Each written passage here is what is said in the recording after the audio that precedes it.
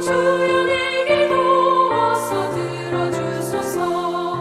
예수의 사랑 예수의 사랑 바다 물결같이 내게 임하니 영광의 물결에 온전히 쌓여서 내 영혼의 기쁨 한량없도다.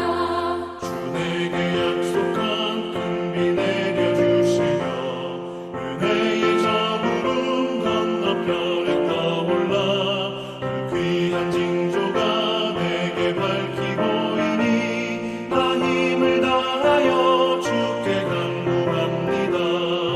예수의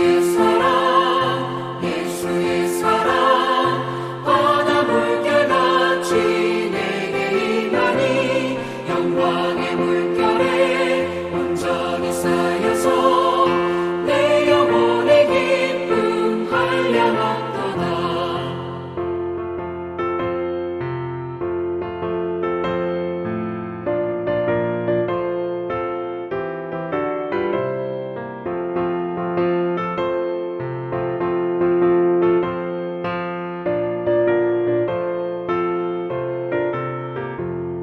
은혜의 소낙비 지금은 좁히 내려 구원의 큰 강물 흘러차고 넘쳐서 내 추한 모든 죄 모두 씻어버리니 나 지금 은혜를 충만하게 받았네. 예수의 사랑 바다 물결같이 내게 임하니 영광의 물결에 온전히 쌓여서 내 영혼의 기쁨 한량없도다. 그 차고 넘치는 주의 은혜의 물결 힘차게 밀려와 내게 만족합니다. 오 할렐루야로 주를 찬송하오니 내 맘의 기쁨이 항상 충만함이라. 예수의 사랑 바다 물결같이 내게 임하니 영광의 물결에 온전히 쌓여서 내 영혼의 기쁨 한량없도다.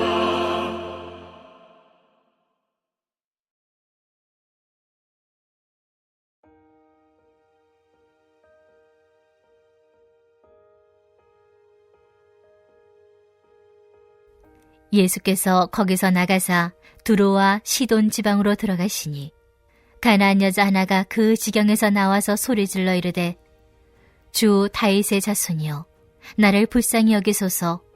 내 딸이 흉악하게 귀신 들렸나이다 하되 예수는 한 말씀도 대답하지 아니하시니 제자들이 와서 청하여 말하되 그 여자가 우리 뒤에서 소리를 지르오니 그를 보내소서. 예수께서 대답하여 이르시되 나는 이스라엘 집에 잃어버린 양 외에는 다른 데로 보내심을 받지 아니하였노라 하시니 여자가 와서 예수께 절하며 이르되 주여 저를 도우소서. 대답하여 이르시되 자녀의 떡을 취하여 개들에게 던짐이 마땅하지 아니하니라. 여자가 이르되 주여 올소이다마는 개들도 제 주인의 상에서 떨어지는 부스러기를 먹나이다 하니 이에 예수께서 대답하여 이르시되 여자여 내 믿음이 크도다. 내 소원대로 드리라 하시니 그때로부터 그의 딸이 나으니라. 예수께서 거기서 떠나사 갈릴리 호숫가에 이르러 산에 올라가 거기 앉으시니 큰 무리가 다리 저는 사람과 장애인과 맹인과 말 못하는 사람과 기타 여럿을 데리고 와서 예수의 발 앞에 앉힘에 고쳐주시니 말 못하는 사람이 말하고 장애인이 온전하게 되고 다리 저는 사람이 걸으며 맹인이 보는 것을 무리가 보고 놀랍게 여겨 이스라엘의 하나님께 영광을 돌리니라. 예수께서 제자들을 불러 이르시되 내가 무리를 불쌍히 여기노라. 그들이 나와 함께 있은 지 이미 사흘임에 먹을 것이 없도다. 길에서 기진할까 하여 굶겨 보내지 못하겠노라. 제자들이 이르되 광야에서 우리가 어디서 이런 무리가 배부를 만큼 떡을 얻으리까? 예수께서 이르시되 너희에게 떡이 몇 개나 있느냐 이르되 7개와 작은 생선 2마리가 있나이다 하거늘 예수께서 무리에게 명하사 땅에 앉게 하시고 떡 7개와 그 생선을 가지사 축사하시고 떼어 제자들에게 주시니 제자들이 무리에게 주매 다 배불리 먹고 남은 조각을 7 광줄에 차게 거두었으며 먹은 자는 여자와 어린이 외에 4,000명이었더라. 예수께서 무리를 흩어보내시고 배에 오르사 마가단 지경으로 가시니라.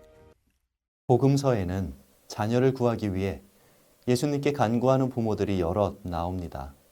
딸을 구하기 위해 예수님을 찾아온 회당장 야이로가 있었고 또 귀신 들린 아들을 구하기 위해 찾아온 한 아버지가 있었습니다.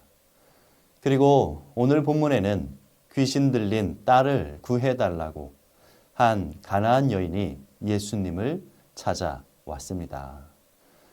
예수님은 이방인에게 베풀 은혜는 없다고 하며 냉정하게 거절하셨지만 그러한 예수님의 말씀에 여인은 아주 유명한 말을 남기죠. 주여, 올소이다마는 개들도 제 주인의 상에서 떨어지는 부스러기를 먹나이다. 결국 예수님은 이러한 여인의 믿음을 칭찬하시고 그 딸을 고쳐주셨습니다. 저는 예전에 이 본문을 가지고 어버이 주일 설교문을 작성한 적이 있습니다. 주제는 부모의 사랑은 이렇게 자존심도 버리는 사랑이라는 것이었죠. 사랑하는 딸을 위해 어머니는 자존심도 버리고 예수님께 간절하게 매달렸다는 것입니다. 이것은 분명 사실입니다. 세상에 남에게 아쉬운 소리하고 무시당하면서까지 간청하는 것이 좋은 사람이 어디 있겠습니까? 이 이방 여인 역시도 3번이나 개 취급을 당하면서도 예수님께 간청하기를 포기하지 않은 이유가 무엇이었겠습니까? 바로 딸 때문이었죠. 저에게도 긴박한 상황은 아니었지만 비슷한 경험이 있었습니다. 저는 어려서부터 인스턴트 음식, 과자, 탄산, 아이스크림 등의 이 간식류에 찌들어 살았던 사람이었습니다. 그래도 술, 담배는 안 하니까 나름 건강할 거라고 생각했는데 대학에 들어갔는데 술, 담배를 전혀 입에 대지 않은 저보다 술, 담배에 찌들어 사는 선배들이 더 건강하고 피부도 더 좋다는 사실을 알게 되었습니다. 저도 선배들도 덜 다 이상하게 여겼죠. 그런데 나중에 2005년도에 출간된 한 서적을 통해서 제가 지금까지 먹었던 음식들에 들어있는 화학물질과 인공색소 또 인공 착향류 등이 얼마나 몸에 안 좋은지 알게 되었습니다. 그리고 그러한 것들 때문에 자녀에게 아토피가 생길 수도 있다는 것도 알게 되었죠. 그제서야 왜 술, 담배에 찌든 선배들보다 과자에 찌든 제가 더 피부가 안 좋고 건강이 안 좋았는지 이유를 알게 되었습니다. 하지만 30여 년을 입에 달고 살아온 군것질거리들을 갑자기 끊는다는 게 쉽지 않더군요. 살면 얼마나 산다고 먹고 싶은 거 참고 그렇게 사나 생각했는데 어느 날 독하게 딱 끊게 되었습니다. 그 계기가 된 것이 바로 이 결혼이었습니다. 내가 과자를 참지 못하면 나중에 내 아이에게 아토피가 생길 수도 있다고 생각하니까 끊게 되더라고요. 1년을 독하게 끊었습니다. 그게 효과가 있었는지 첫째 아이에게는 아토피가 전혀 없었습니다. 웬만하면 바꾸기 힘든 이 부모의 기호식품까지도 바꾸게 하는 것이 바로 이 자녀인 것 같습니다. 이 여인 역시도 자녀 때문에 3번이나 무시당하면서도 자존심 버리고 끝까지 매달린 것은 분명 사실입니다. 하지만 본문 22절을 보면 이 여인의 간절함의 이유가 꼭 자녀 때문만은 아닐 수도 있다는 생각이 듭니다. 22절을 다시 한번 보기 전에 여러분들은 이 사건을 어떻게 이해하고 계신지 한번 확인해 보시기 바랍니다. 여러분이 이해한 본문의 내용은 어떤 것입니까? 1번 주여 귀신 들린 내 딸을 불쌍히 여기소서. 2번 딸이 귀신 들린 나를 불쌍히 여기소서. 이제 성경을 통해 한번 확인해 보시기 바랍니다. 불쌍히 여겨달라고 한 것이 딸입니까? 아니면 어머니 자신입니까?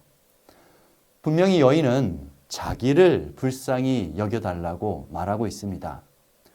물론 귀신 들린 딸도 힘들었겠지만 그런 딸을 데리고 살아온 어머니는 얼마나 힘들었을까요?